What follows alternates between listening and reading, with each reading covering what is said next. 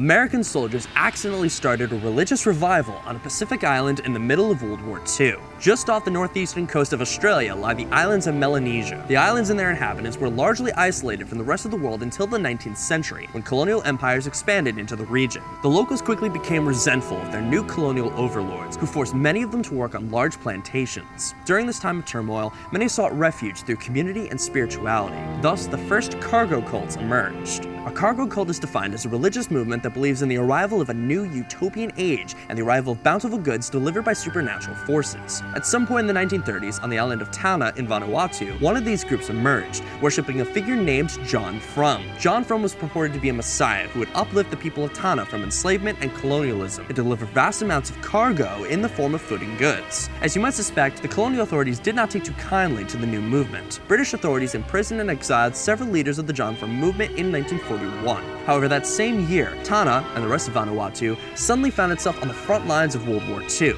Amidst the fighting, both the Japanese and British forces exploited the mythology of the cargo cults in order to win over indigenous support, though these efforts largely failed. When US forces arrived in 1942, however, they received a much warmer response. The locals were in awe of the goods they brought to the island, such as chocolate, cigarettes, and Coca-Cola. Many of them believed this to be the cargo long foretold to be the gift of John Frum, who just so happened to take the form of G.I. Joe. Following the war's end in 1945, American forces left the island, but the faith in John Frum remained strong. Some began wearing American military surplus and mimicking the soldiers' behavior. They constructed symbolic radio towers and landing strips for GIs to stop and drop off goods. February 15th became John Frum Day, on which the cult's members marched in parades wearing surplus US Army gear and waving American flags. All this in the hope that John Frum would stop and drop off more cargo, but alas, he never returned. Tanna, along with the rest of Vanuatu, would peacefully gain independence from Britain in 1980, officially ending the colonial regime. Since then, the John Frum movement has significantly declined, from 5,000 recorded members in 1990 to only 500 in 2022. But it still retains a cultural presence, and many, even non-believers, attend John Frum Day parades and engage in its rituals and celebrations. Many have mocked the John Frum movement and similar cargo cults, but to do so is to ignore the important roles that spirituality and community play in times of great upheaval.